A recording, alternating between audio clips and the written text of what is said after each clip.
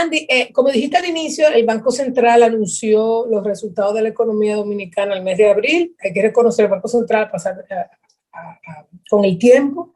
Cada vez está siendo mucho más proactivo y se necesita, ¿verdad?, en dar esos resultados, que son un insumo fundamental, sobre todo para las políticas públicas de corto plazo, las medidas que va tomando el gobierno, etcétera.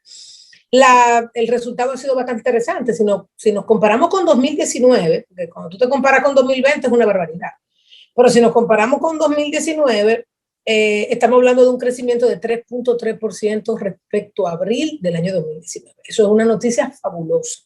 Es una noticia para mi gusto, es una noticia fabulosa. O sea, hemos crecido 3.3 por encima del año 2019, a pesar de que obviamente hay sectores, como es el mismo turismo, que con respecto al año pasado, obviamente, creció 140%, pero todavía tiene una brecha claramente con respecto al año 2019, pero ya, por ejemplo, el sector construcción tiene un crecimiento de 7.4 respecto al año 2019, el sector de manufactura local tiene un crecimiento de 10%. Si yo lo viese así, tú me dices, Jacqueline, y 3.3 respecto a 2019, ¿cómo lo puedo ver de otra forma? Diciendo que es lo mismo haber crecido alrededor de 1.5 en 2020 y 1.5 en 2021. En la parte de construcción es similar a haber crecido 3,5, 3,60 el año pasado y 3,60 este año. O sea, ese crecimiento promedio de los 2 años también da una perspectiva buena. Eso es una pequeña recesión, ni siquiera recesión, porque esa no es la palabra, una pequeña desaceleración de la economía, un año 2009 por ahí. O sea, ya nosotros estamos en la entrada de ese proceso de recuperación. Casi todos los sectores muy bien.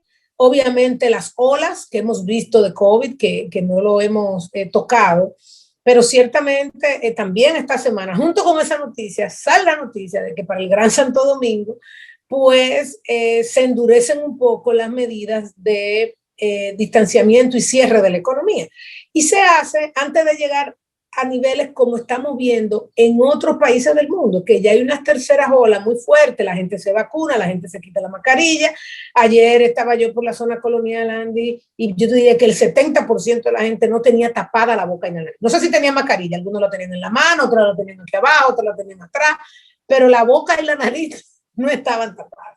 Entonces, cuando eso sucede, Andy, es muy duro. Y obviamente se hace para el Gran Santo Domingo, porque se ve el riesgo mayor aquí en el Gran Santo Domingo, y esto es uno de los temas que pone en riesgo estos niveles de crecimiento que estamos viendo. Cuando cierro, sobre todo el retail, los restaurantes, obviamente, que porque hubo una medida que restringe el consumo de bebida, aunque se dejan las 3 horas para llegar a las casas, las 3 horas de libre tránsito, que también tiene su tema, esas 3 horitas de libre tránsito. Evidentemente el gobierno lo que ha querido es dar una señal, una primera señal de que si las cosas no mejoran, va a venir...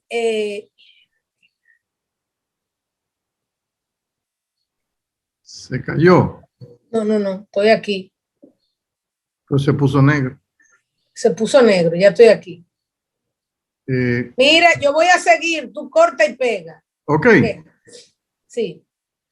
Evidentemente, Andy, el gobierno lo que ha querido dar es la señal de que definitivamente sí va a endurecer las medidas si esto no se detiene. Y esto es un riesgo por lo bien que nos está yendo. Esto es un riesgo inclusive para el mismo gobierno en términos de recaudaciones, de generación de empleo, de llegar a las plazas de empleo que queremos llegar, e inclusive turismo. Lo hemos vendido internacionalmente porque la verdad es que cuando nos comparamos tenemos unos indicadores relativamente buenos y eso es fundamental. Y para la recuperación de ese sector, de las divisas, que cuando vemos el informe del banco, vemos como las reservas internacionales hoy están en casi 8 meses de importación, 14% del PIB. Entonces, esas reservas, que también son parte de los buenos niveles de reserva de caer en investment grade, ¿verdad? De tener el tema de investment grade.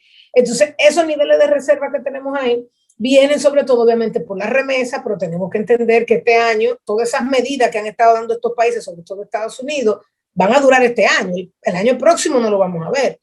Lo único que nos garantiza que sigamos es que los proyectos de inversión de turismo se activen este año, generando el año que viene una recuperación mucho más rápida del sector y con eso unos ingresos de divisas mucho mejores. O sea, real efectivamente debemos tener en cuenta que poner en riesgo los indicadores de salud, que poner en riesgo todo aquello que sea atraer turistas, va a poner en riesgo la capacidad de acumular divisas, sobre todo en los años próximos y a finales de este año, cuando se vislumbra un invierno, un verano ya bastante alentador, pero un invierno súper bueno cuando uno ve las reservas.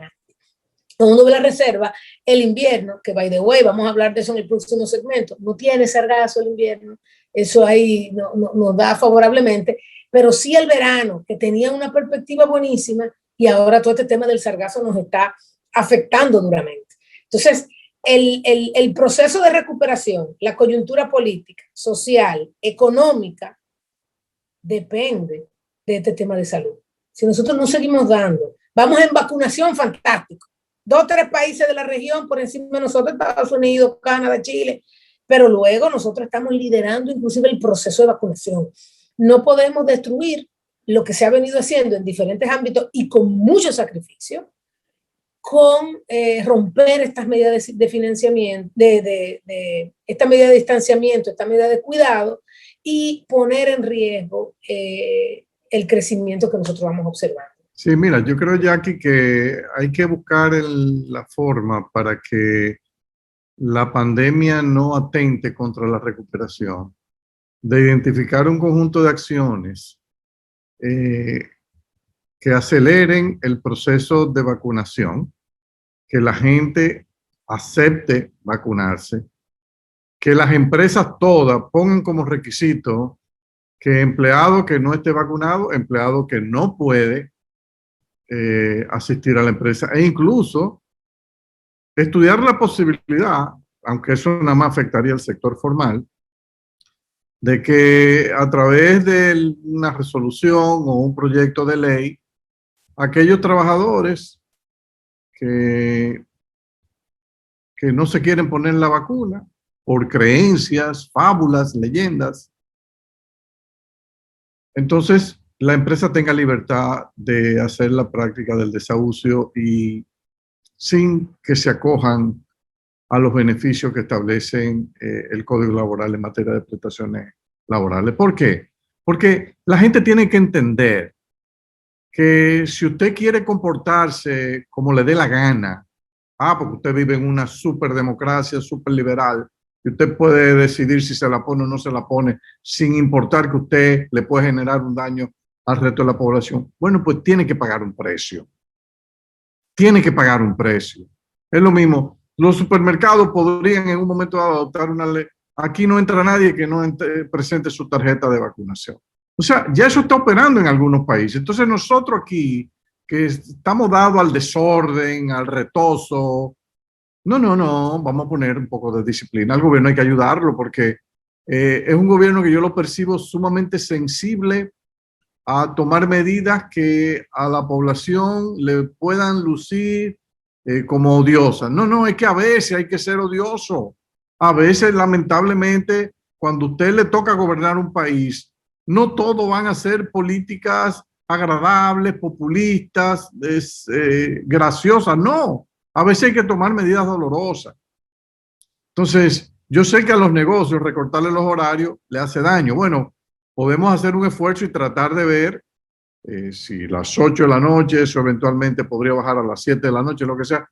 Pero si la gente acoge el protocolo, si la gente se vacuna, si hay, como en algunos países, tipo con cañas, a todo el que no tiene mascarilla le dan un cañazo en medio de la calle para que entienda que no es aquí que se usa o aquí en la frente. No. Tiene que andar tapado. Hasta que rebasemos eso. Ya estamos bastante avanzados. Mira, en New York, por ejemplo, me dicen que ya autorizaron que la gente puede caminar por las calles sin la mascarilla. ¿Por qué? Bueno, porque ya tienen casi inmunidad colectiva, tienen la mayor parte de la población vacunada. Pero nosotros nos falta un trecho. El gobierno está fajado tratando de atraerse más vacunas de China, de donde sea, para completar este proceso. Hay que ayudarlo, porque lo que estamos discutiendo es 2 o 3 meses más de medidas intensas y de disciplina y que la gente cumpla. Es increíble, es increíble. Los niños se están comportando con más responsabilidad que los adultos. Es impresionante ver a los niños, yo te lo digo, lo voy a contar aquí, el caso de mis nietos. Ellos andan con su mascarilla. Cuando salen al patio van a jugar, se la quitan, se la bajan. Pero desde que van a entrar al edificio, automáticamente, y nadie le tiene que decir nada. Es lo mismo. Van a salir de la casa, automáticamente se van a subir en un elevador. O sea, y no protestan, lo hacen automáticamente. Andy, el mío me dice a mí que me la ponga. Exactamente. Mi hijo me dice, mamá, ¿y la mascarilla? Son más responsables que nosotros. Entonces, no es posible que, dándonos esa demostración, los niños, los nietos nuestros, el resto de la población andemos como que se nos importa todo.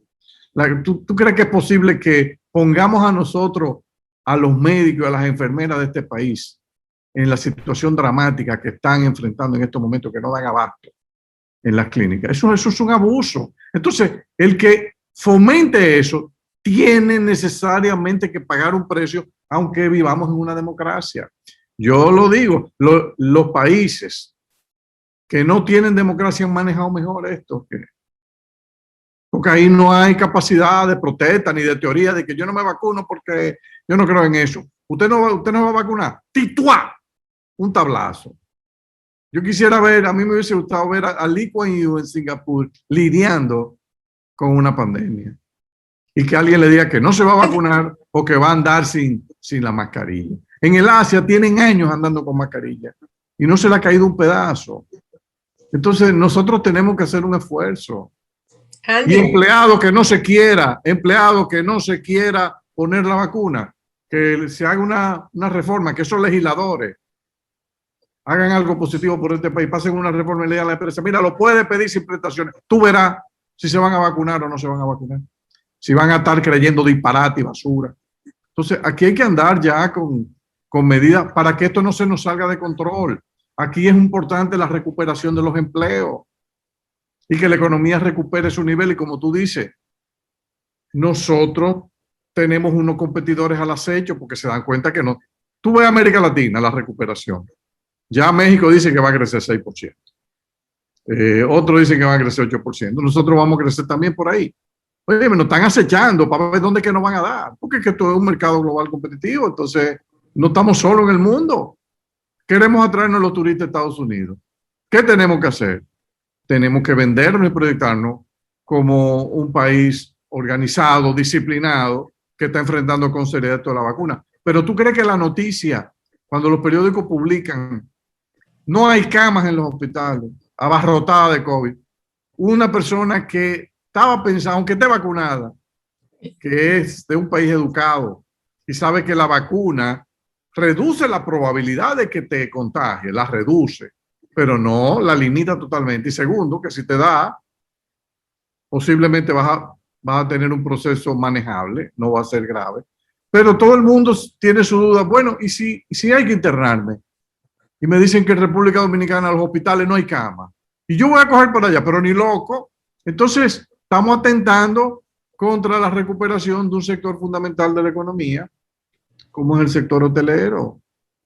Entonces, aquí hay que todo el mundo alar de la mano para que este país siga progresando como lo ha venido haciendo en los últimos años y no frenemos ese proceso de desarrollo que a todos nos beneficia. Aquí hay que entender que hay que ser responsable, no tener un país donde cada cual cree que es un laissez-faire, que puede andar y hacer lo que le dé la gana sin importarle lo demás. Eso no se puede permitir, eso no se puede permitir. Pero Andy, vamos, dime ya. De hecho, Andy, tú acabas de poner sobre la mesa la diferencia entre un incentivo y un punish, ¿verdad? Claro.